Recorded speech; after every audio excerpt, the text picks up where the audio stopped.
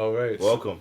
Thank you. Thank you very Welcome much. to the Vybe Network Podcast. Thank you very much. Appreciate you guys for having me out here. Nah, bro, Yeah. we appreciate you, man. So you were just telling us a bit about like your influences and music growing up, and it's not what I would expect after hearing you live. And I thought your 100%. music was really groovy. How would you describe your music, your sound, as it stands right No, now? I think I could hear a little bit of Kwae Kobain in the sound. Oh yeah. I mean, with certain songs. There's like one song with demon. Exactly. But those songs are out here. That's what I mean. Oh, Like, I spoiler see. alert, it comes. Oh, But, like, okay. Yeah, basically, I grew up listening to like Kwae Kobain, Marilyn Manson. Oh. Yeah, Marilyn Manson. Okay. I actually liked Marilyn Manson more than I liked Nirvana at the time. Nirvana was just the cute version of it, but I liked Yeah. the feeling of Marilyn Manson more. Johnny Cash was older, but like same thing. I liked Johnny Cash back then too. Pink, I liked Pink a lot. Yeah. But Pink is a crazy performer. Crazy, insane. Crazy performer, It was bro. from one She's of our live performances. doing gymnastics and shit, bro. Like while performing, bro. It's Bro, crazy. deadass. I was watching one of our live performances. Yeah. I remember when I was tiny, still like in Port Harcourt before we moved. That Yeah. shit, literally, she was performing. Yeah. Bro, my hair was busted. Yeah, I was gone. I was So like, pumped. I was God. I have to be like her when I grow up. Like, I don't have a choice. Yo. Like, she made me love that guitar shit. Yeah. Yeah. But then I was also listening to like low-key groovy like bands like ABBA, Boney M, Bohemian Rhapsody. Those kind of, I don't know. In Nigeria, maybe but like it was that kind of sound too as well. So like that's what I was listening to on my own as per my personal taste. But then the things I was hearing around me was like Stereo Man, Timaya, Duncan Mighty, Terry G, Donka Mighty P shit. Square, all those kind of things. Yeah, Like, so bro. like the band is not even the first one I liked. Bro, Coco the band Master. is mad. The band. Bro. I like the band. Bro, like, Coco mad Master was there, crazy. Yeah, the band was crazy that year. Yeah. And Tubaba Bro, was also sick. the band was like one of the first like Afro artists to get like signed on a big scale, you know what I mean? Like Kanye man. West signed them. Exactly. Yeah. Exactly. Brought that on Yeah, global that- scale. A lot of people like give credit to like Burna Boy for like breaking that Afro scene, you know what I mean? But respect to him and all, you know what I mean? The band, Whiskey, they did that, bro. Like Yeah, the band was the first food by Whiskey. Yeah. At least in our memory, yeah. the band was the first food Yeah. by Whiskey, that's for sure. Yeah. So like, Man, yeah, even Whiskey. quick history. When Whiskey came into us, I found Whiskey ASAP, like, Bro, ASAP. Whiskey I can't lie, I was can't like lie. I hated people who were like super fans of like Justin Bieber and like One Direction, but like I was a super fan of I Whiskey. can't bro. lie, can't I also was a super fan of Justin Bieber. All along, when Justin Bieber first came out, It's yeah, crazy. he crazy got voice. baby, he got me there. I can't lie to you. So like, yeah, I like everything. Like I had a little bit of everything. Bro, I'm trying to Like, picture incorporated into my what Yeah. does 13-year-old Kwae look like? 13-year-old me now is listening to something different because the one I'm talking about now is like 5 to 10. Really? So like yeah, before I entered like middle school, high Okay. school. When I entered middle school, high school, Lil Wayne. Lil Wayne? Yeah. I'm on the Goku Shineko. Yeah!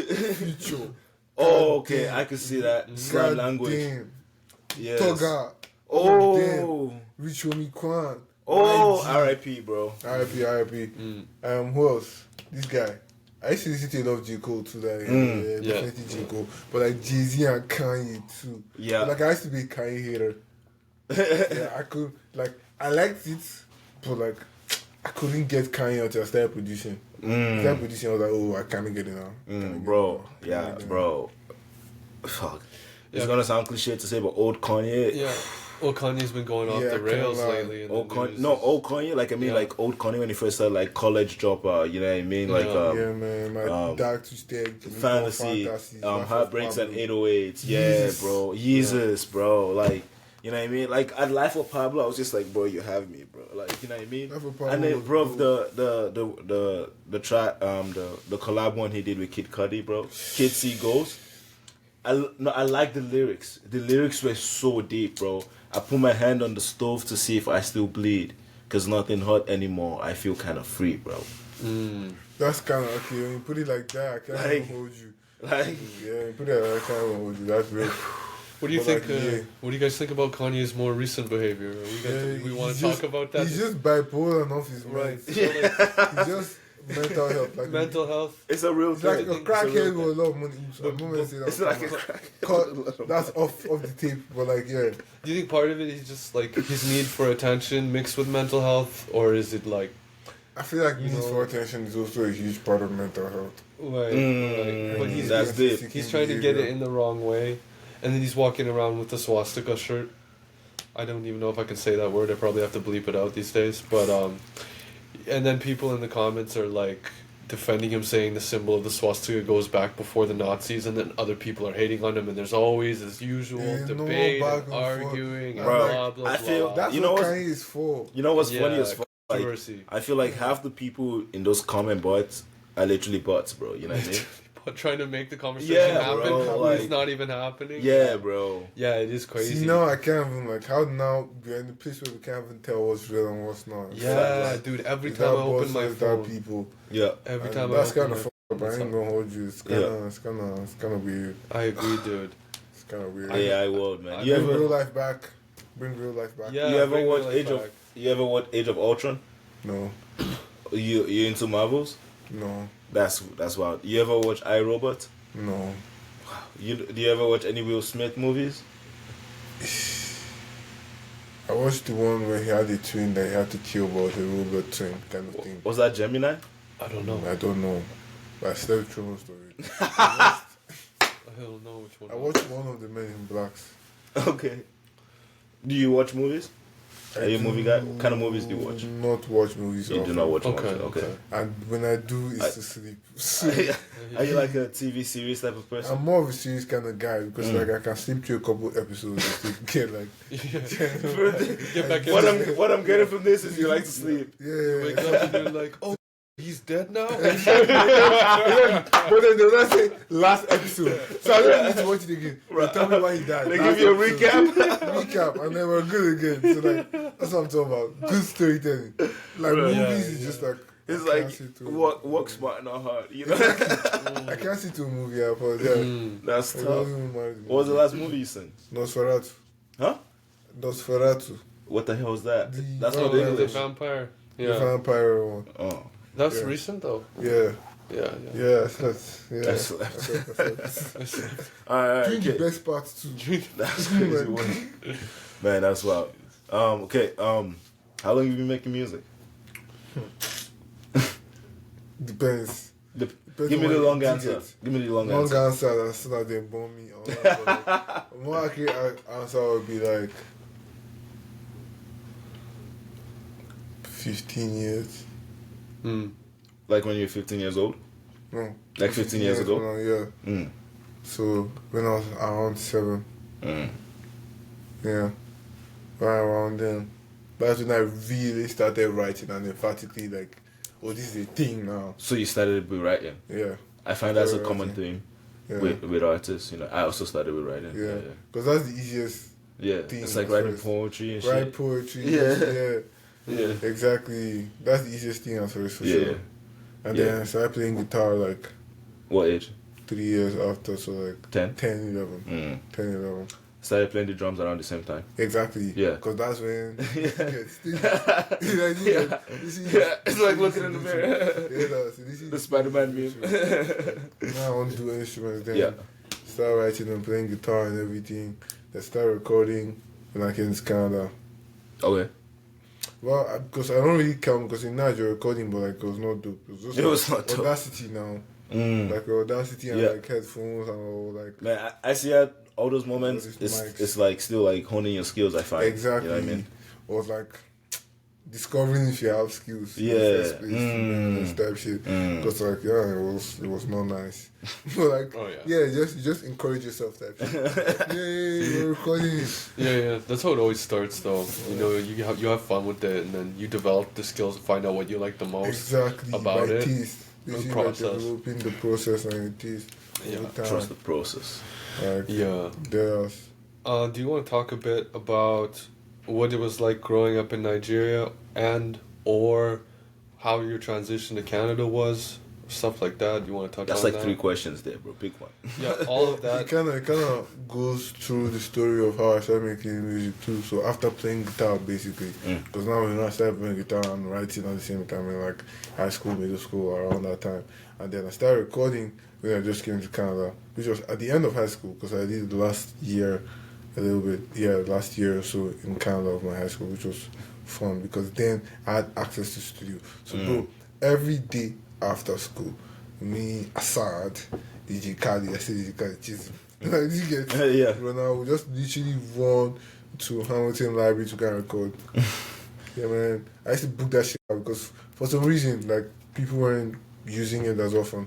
And Bro, they had everything. A lot of times, but most people don't even know that's an option. You don't know that's I an option. didn't know. Yeah. What was it? Hamilton Library? Winnipeg Library. The has Winnipeg same Public thing. Library has the same also thing, has yeah. a studio. Yeah. Like, Oh. decent mic, decent headphones. Yeah, and it's everything free. It's part of their free. program. You just The just government sign up. says they have to do that. It's part of it. Yeah. Yeah. That's To interesting. get grants, yeah. At the library? At the library, bro. Yeah. That's interesting. It's I perfect didn't because know it's about that. quiet. Yeah. Yeah. And it's just you and you just used to lock the door, bro, and then we just for like 4 hours just like record. So would you That's would crazy you work. produce yourself or would Now you bring the YouTube produce? beats. With YouTube beats. Because at the Yeah. time Chisholm and like Elikem was still Oh, learning how okay. to produce that. So would they have So, like a like- computer there for you and everything? Computer was there, everything was there, Oh. but Elikem brought his own computer as well. Okay. So like Damn. if you didn't want to use that, you could use the computer that was there. So everything was there. This is set up like record. Yeah. I shout out K3 man because it was K3 that put us on. It was like, oh, you know Hamilton, like there's a library and then there's a studio in there and everything. So like boom, that's how I started recording and everything. So that I felt like that was crazy for me because then I was not even paying attention to school again. To be honest. Like, it's like I just wanted to do enough to like pass and just get over with it. But like Right. making music was not the thing, man. I Yeah. can't even lie. It's just started recording. Became like an obsession almost. Bro, fixated, bro. Recording. Then moved to Ottawa for uni. Yeah, moved to Ottawa for uni. Linked up with 207 guys. Banks, Chan, Pompey. We now also moved Jimu. So it's like just all of us. Like, When you say Hamilton Library, like, is that in Ontario? Yeah. You went to high school in Ontario? Yeah. Oh, mad. Like in Hamilton? Yeah. Oh, damn. It was dope. Crazy, Okay. So then you crazy. moved to Ottawa for uni, Yeah. and then you came to Winnipeg. Then Winnipeg, like, bro. Why? Life, man. Life takes you all around. Fair enough. It's one Fair of enough. those. Fair enough. In between, you hop around Canada. Canada's pretty. Yeah. And shit like that. Yeah. So, like, yeah. So, Ottawa, met all these guys. We started recording in the crib. Banks started teaching me how to produce. Shout out Banks, man. Teaching me how to mix. From mixing, I started, like, trying my hand at producing my own shit. But like, I didn't like what I was doing yet. So like Zach used to produce for me, one of my guys back home in Nigeria. Yeah, Cool. shout out. Zach. Shout out Zach. Used to produce all my first proper LP was produced by Zach. Quaalude. Quaalude. I I like that. Quaalude. I did get Yeah. The Quaalude gimmick has been going on for a long time. Quaalude, like spelled Kwae. Yeah, exactly. That's interesting. Yeah. Going on for a I long like time. that. It was very entertaining. Play on And words, then shortly, actually, I dropped Quaalude when I just moved to Winnipeg. I started working on it before I moved to Winnipeg, and then I dropped it when I just moved to Winnipeg. Like that whole transition is very interesting because, like, if you listen to, because I wasn't dropping music on Kwae Kobain, I just started dropping music under Kwae Kobain. Kwae Kobain is a recent development. I can't even lie. Recent development. Yeah, relatively recent because, like, diversion. Well, you asked the question. You asked it 3 parts. Yeah. Right. Yeah, so you're getting 3 parts answer. So you moved from Ontario to Winnipeg after uni? No, still during uni, Ontario to Manitoba because Ottawa is still in Ontario. Yeah. So Winnipeg, still during uni. Did my last couple years of uni in QFM. Yeah. So did you how was it finding your music community in Winnipeg? I think I just started to do that. Okay. I think I just started to do that. Yeah. Because like I was still going back and forth a lot. Like even when I moved here, any opportunity I get, I cut. I go back to Ottawa, go back to Ottawa. And then I only stopped doing that around 2022, 2023, which is also when I feel like peak. Yeah, that's when I started wanting to put out Kwae Kobain, because I started working, because Kwae Kobain was just meant to be an album. I started working on the album in 2020. So like, over the time, I was always talking about everywhere. My next album, Kwae Kobain, my next album, Ticket, my next album, 1 year, 2 years, 3 years. After 3 years, everyone's already calling me Kwae Kobain, Kwae Kobain. Because I already put it on my story type. So then, at some point, my manager, shout out to Moa OG from Tommy Phil? Tomiwa, one I of my don't know friends. that is. Okay. Yeah, he's not in Canada right now, but like, we went to uni together in Ottawa. That's where I met him, man. Now he's basically handling like management, logistics, all of that good shit. Yeah, pretty dope. Yeah. But like, yeah, he was like, your name, you should put Kwae Kobain as the name. I'm like, nah, that's just the album. He was like, nah, that's the thing now. I'm like, what? And then like, at first I wasn't gonna do it, but like everyone's like, oh, it works. It works. It like, does work. Everything else, I'm like, if you guys see it, so be it. Kwae Kobain. Kwae Kobain. Yeah. Kwae Kobain. That's crazy. It's the story of Kwae Kobain. Originally an idea for an album name, turned into your artist name. Yeah. Yeah, that's cool. That's cool. That's still gonna be the album. Yeah, self-titled album. Exactly. Yeah. People do it all the time. Exactly. Let's do it. Yeah, Marshall Mathers. Exactly. Type shit. Part 1, 2, 3. Yeah. I shouldn't be giving this many spoilers. Inshallah. For real. So actually last time we had Vital on our podcast, and he shared with us that he's written like 1,200 songs. That's real. Yeah. I think I've written, like, since I started hip hop, like before hip hop, I've probably written like maybe an extra like 50, 100, but after I started making hip hop, probably like 300 songs, I feel. Yeah. So that blew my mind, especially the Vital. 1,500, 1,200 songs, because I've only written like 50, maybe 60 max, and I've only released like 20. Really? So my question to you is, how many songs do you think you've written? I cannot know. Since you started hip hop, or like Afro, cannot or whatever. know. Give a round estimate. Give a round I estimate. cannot give. I started writing albums because like I write an album. I start writing an album every year. I mean new songs, new concept, everything. An album every year since I was in 8th grade. Damn. So basically 10, 12 songs a year. And that's like songs, actual songs with hooks versus memorized chord progression stuff and everything. Yeah. Let's say 10, 12 a year for almost 10 years. But then I bet you made a lot of songs when you were recording at the library too, and like working with other people, like features and things like that. Bro, plus the ones that didn't fall out, plus the ones that fell out, plus the ones that didn't make it. Like, bro, I cannot imagine how many songs I've made, if I'm being honest. Because like, on my Logic now, it's like 500 and something files, and I just got this laptop last summer. Right. So you're probably close to Vital's number, I think. I don't know. Like 1,200, 1,500. Right, to be a lot of songs. That's crazy to even think about, to even remember. I don't even bother anymore. Like, it's one of those, I can't even imagine how many songs. Yeah, it just becomes like breathing. Yeah, it does. Even on my notes, into my notes. It's definitely thousands on my notes, because it's just mostly songs on my notes. Yeah. It's definitely just thousands on my notes. And then those are just the ones on my notes. My laptop is a whole different story. On my laptops, I'm like, okay, yeah, that's valid. 20 songs over the years. That's a lot. Yeah. That's a lot of songs, man. So would you say making all those songs has made you a better artist? Would you recommend? Yes, actually. Because, 10,000 hours type shit. But like, yes. You actually have to put a lot of time.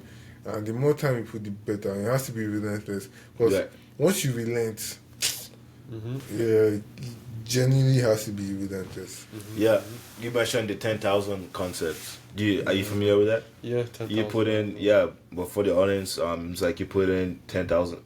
In order to become a master at something, you have to put at least 10,000 hours. Yeah. You know what I mean, towards it. I mean, that's crazy. That's why I'm so good at masturbating. Amazing. Okay, I just had to lighten the mood. That's the dumbest thing and cringiest thing I could have done. Oh, shit. I can't control myself sometimes, but let's just move on from that. You can't control yourself. I guess that's self-explanatory since you masturbate so much. Yeah, 10,000 times. No, 10,000 times. God damn. For an hour. God damn, that's a lot of time. Oh, fuck. No, You got rug buns on the bro. Like, holy shit. Alright, okay, that's enough. Okay, no. Alright, enough of that. That's enough. We're gonna cut all that out. One of the things that we're gonna talk about today, do you wanna Do you wanna introduce it? Okay, so no, I know obviously not every Nigerian has the same like experience, like growing up in Nigeria, but I think for the majority of us, the experience are vaguely similar, partly similar. So this is a question I thought we might be able to have like a little conversation on, but growing up, were you ever beat? You know what I mean? Like, were you ever hit? I feel like that's corporal culture, punishments. I feel like that's just culture. That's just culture. That counts. I don't think that counts. It's like, because like, I always point out, like, growing up in different atmospheres genuinely matters. Like, in Nigeria, violence is necessary. It's a part of it. I feel like we can be honest about certain things. Say less. I feel like honesty is very, very important. Okay, in Nigeria, violence and the threat of violence is very, very necessary because there is no other sense of, consequence. Right. Yeah, because there's not really rule of law. Yeah. And I feel like it translates into everything. So, like, of course, because, like, even just guys, communication, blue, very effective. Over talking. Yeah. You see what I'm saying? So, like, of course, fighting is culture. Yeah. Not just fighting, but like getting bit, getting disciplined. To me, it's the same difference. Same thing. It's just the same difference because that's how we learned. So that's how I learned how to fight or beat people. Right. From people beating me. So not just parents, but like parents, the community. The community would just, parents will beat you. And then just neighbors, teachers, pastor can beat you. Soldiers, soldiers, army. But anybody that has in their hand will beat you. Bro, anyone that's bigger than you, bro, they don't even have to be necessarily older than you. Anyone that's bigger than you. And then feels like, they need to correct you. They can correct you and you have the seafood. So, like, it's part of the culture. So, we say, we're acting up, gather anything you want to do. Like, I feel like the beauty of the culture. I feel like there's a lot of Western kids that need that. See what I'm saying? I feel like this place would be a lot different. But, like, it's also good. It's also good that you guys are not. Because you guys also have a lot more, like, things at your disposal. So, to be more effective if you guys are more violent. So, it's nice that. You guys are it's different, violent. But I feel like sometimes either extreme is not good. Too much violence in a child's sort of upbringing is not good. But I feel like apathy. Too much leniency, empathy, or like just not really. Like, if a kid is controlling their parents' life, there's a problem. You know what I mean? The kid has to learn, like, to respect their elders, to not hurt their siblings, to, to take responsibility. Argument with these things, because some of these things, I feel like life is very nuanced in that sense. Because even with us with the flog, we hear what? Like, those of us that the flog. Right, I get what you said, The correction did not work. So, like, I feel like... No, but it does. I told you. It's conditioning. The pain is like mad. No, it's conditioning, right? The pain is like mad because most of the things that they flogged me for, what I learned is that you will never catch me again. Yes. But that's the whole point of the law, bro. Like, everyone breaks the law, but like... you wouldn't do some like, but when you choose to break the law, you balance the consequences, right? The risk and the reward. You risk know what I mean? and reward, right? like, But when there's a lack of consequence, you know what I mean? You don't ever never even learn that. Yeah, Okay, exactly. very, you know what I mean? valid. So yes, So, like, they do need to be consequence. You know what I mean? Because that holds you accountable. You know what I mean? And like, I'm not saying it's the most effective way to like to mold behavior. You know what I mean? Or to like issue change. You know what I mean? But I think it does work to some degree. To some extent, So yeah. for some people, maybe a lot of people, it's more about not getting caught and less about not doing it. Yes. For most people, yes. Okay. It's about doing it good enough where you don't get caught. Yes. So and that's what like he means. said, right? Getting beat for us didn't teach us not to do what they were saying. It just taught us not to get caught. Mommy told you don't watch TV, Yeah. but she told you to take out the chicken, and then you decide to watch TV. Make sure that chicken is out. Yes. You know what I'm saying? Make sure you do the thing, and then do the other thing. Or just make sure, like mom said, don't go out. I'm gonna sneak out my window. Like, just make sure you don't get caught. Yeah, like you know what I'm saying. Like, your timing has to be pristine. You want to go out on Saturdays? You sneak out, but make sure Sunday morning you're waking up for church. You know what I'm saying? Yeah, man. That's how you learn. Yeah. That's how you learn. Yeah, I know a lot of kids. I feel like a lot of Western kids could use a little bit of punishment. A little bit. I don't know if I'm just brainwashed by social media, seeing kids having tantrums in stores and like no, their parents. That is a culture shock, though. Yes. But the thing is that I low-key like it. Kids having tantrums? 100%. I actually like it a lot because those are the responses you feel anyway. Right. And then there are two things involved. You either let it out or you internalize it. You're not going to escape that response. Whether it's from kids or whether it's from adults. See, but there's a difference between feeling frustrated or feeling angry or feeling sad, whatever, right? And there's a difference between like turning that into a destructive emotion. You know what I mean? So like that's self-regulation. Don't get me wrong. You don't expect kids to know how to self-regulate. Yes, exactly. But a parent should know how to. But a parent should know how to create an environment, you know what I mean, where they could teach that kid how to self-regulate. You know what I mean? That's like, 100% don't get me wrong. Like, if a kid has a tantrum the first time, sure, fine. You know what I mean? That's their first time figuring out their emotion. But the parent needs to teach them how to actually handle that emotion, how to express in a safe way. You know what I mean? Or like, man, if you want to throw a tantrum, do it in your room, bro. Like, don't do it in public. You know what I mean? But it's like, it's just like, again, I think that self-regulation, self-awareness, that's a part of being a high-value person. You know? That's that self-aware won't have kids behaving like that. I don't know if that's still. Agreed. But I genuinely think so because I think it's a skill issue as well. Because like, maybe I'm being idealistic about it, but like, we learn how to respond, like, from how people respond around us. Yes. The reason we're loud as Nigerians is because Nigeria is loud. Yes. You have so many generators, man. Thank you. Just that alone. Is loud. Generators. Yeah. Like gas generator? Yes. Each house has one because we don't have electricity. So it's like white noise. Yes. It's loud, bro. So alone is context. So like we learn to be loud. Yeah. So we learn to communicate a certain way. So I feel like if a child is throwing tantrums like that,